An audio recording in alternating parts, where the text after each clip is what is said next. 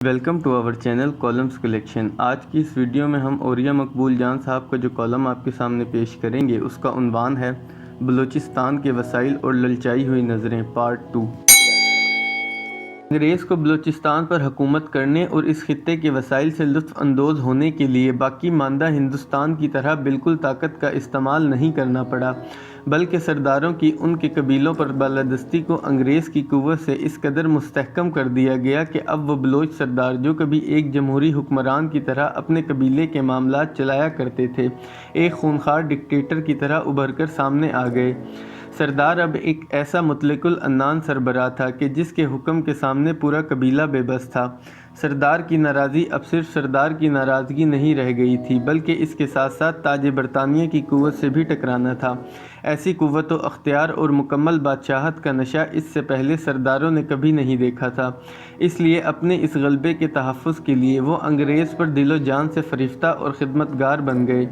13 جولائی 1876 کو خان آف کلات سے معاہدے کے بعد انگریز نے عملاً سرداروں کو خان آف کلات کی عملداری سے نکال لیا تھا اور وہ مکمل طور پر انگریز حکومت کی چھتری تلے آ چکے تھے۔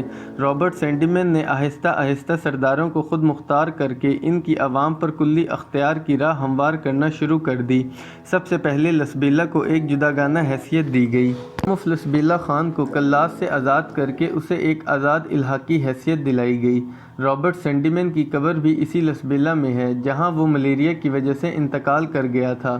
خان سے معاہدے کے بعد انگریز نے خان آف کلات سے کوئٹہ، نوشکی اور بولان کا علاقہ اجارے پر حاصل کیا، اور پھر چمن، پشین، زہوپ اور دیگر وہ علاقے جو گندمک معاہدے کے تحت افغانستان سے حاصل کیے گئے تھے، ان سب کو ملا کر برٹش بلوچستان کے نام سے ایک ایجنسی تخلیق کی گئی جس کی بنیادی حیثیت ایک بارڈر اسٹریٹجک ٹیریٹری کی تھی۔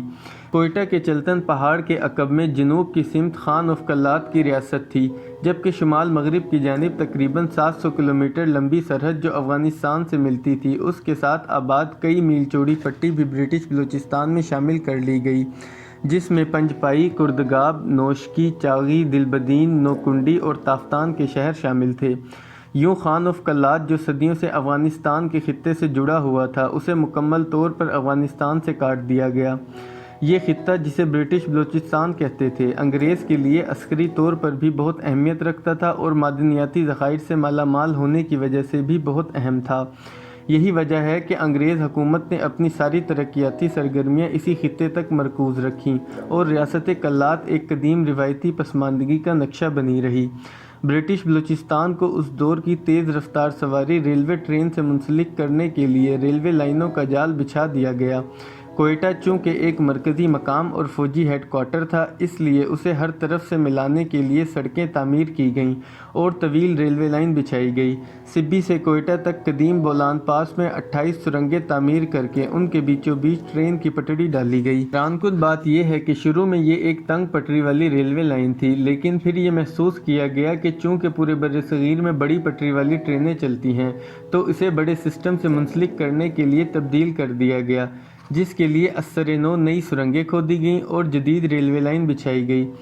جہاں جہاں اور جس علاقے میں بھی کوئلہ یا دیگر معدنیات موجود تھیں، وہاں تک ریلوے لائن ہر صورت پہنچائی گئی۔ سبی سے ایک لائن ہرنائی کی طرف بچھائی گئی جو سانگان سے ہوتی ہوئی مری قبائل کے علاقے سے گزرتی ہے اور پھر پشتون علاقوں میں داخل ہو جاتی ہے۔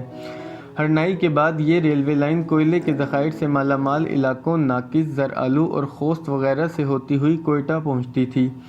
اس کے راستے میں دنیا کو حیران کر دینے والا ایک ریلوے پل چھپر رفٹ 1886 میں تعمیر کیا گیا، جو زمین سے 260 فٹ اونچا تھا اور دو پہاڑوں کے درمیان سرنگیں کھود کر اسے باقی علاقوں سے ملایا گیا تھا۔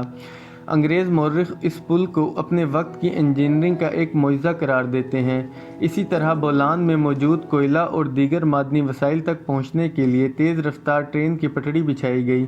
بولان درے کے عین درمیان میں مچھ کا وہ مقام آتا ہے جس کے ارد گرد کے پہاڑ کوئلے کے ذخائر سے مالا مال ہیں۔ جنگی ضروریات کی تکمیل کے لیے افغانستان کے بارڈر تک 2 ریلوے لائنیں تعمیر کی گئیں، ایک کوئٹہ سے چمن تک اور دوسری کوئٹہ سے زہوپ تک۔ زہوپ کو اس زمانے میں فورٹ سینڈیمن کہتے تھے۔ کوئٹہ اور چمن کے درمیان ایک بلند و بالا پہاڑ خوجک آتا ہے، اس پہاڑ پر انگریز نے پختہ مورچے تعمیر کیے اور 6,500 میٹر بلند اور 4 کلومیٹر لمبی سرنگ کھود کر ریلوے لائن کو سرحدی شہر چمن تک پہنچا دیا۔ کوئٹہ سے ظہوب تک بچھائی جانے والی ریلوے لائن بھی حیران کن تھی، جس پر دنیا کا بلند ترین ریلوے اسٹیشن کان مہترزئی آتا تھا۔ یہ کام 1891 تک مکمل ہو گیا۔ انگریز نے یہ تمام کام بغیر کسی طاقت کے استعمال کیے سرداروں کے تعاون سے مکمل کیا۔